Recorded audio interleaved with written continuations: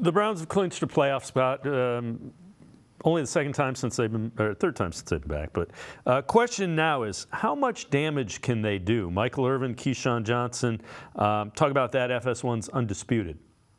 This is going to be a tough team. This is one of the teams that I don't care who you are in the AFC, you don't want to see. And Key mentioned it. Baltimore is the most dangerous team. In Cleveland, they feel comfortable playing against Baltimore. Very comfortable. I would be really worried about Cleveland if I'm in the AFC. Any team in the AFC. And them teams that win these Super Bowls recently, for the most part, defenses are winning and getting to the Super Bowl. Yep. And they're number one in a lot of the categories They are. defensively. Yep. They got a defense. This is a different Joe, though. This is a different Joe Flacco. Still, and even the first time around, I think about this.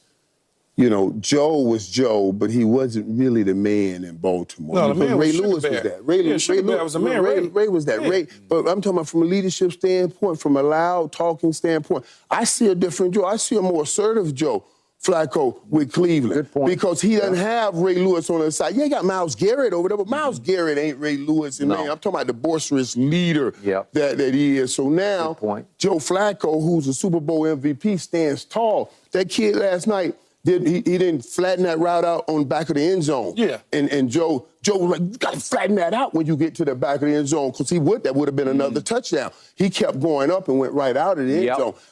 Joe asserting that kind of power. It seems like.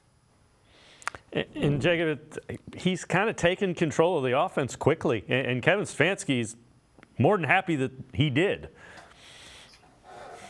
Yeah, it feels like the quarterback and head coach are in perfect sync in this situation. Just Joe Flacco has come in there. You've seen everybody, all the interactions you've seen, or any of the players or coaches that have talked about Flacco. I haven't heard a negative comment from anybody since he stepped in.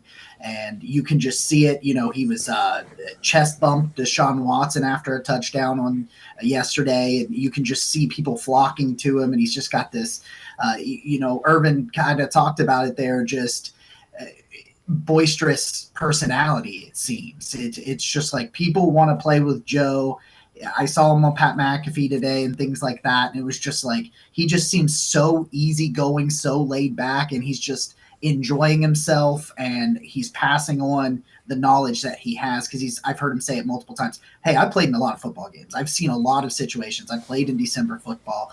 And so for those young guys to be able to see and hear from a guy that's been there and done that and been a Super Bowl MVP, I think it matters a lot. And I think Joe I think he knows the sky's the limit right now. And I have to agree.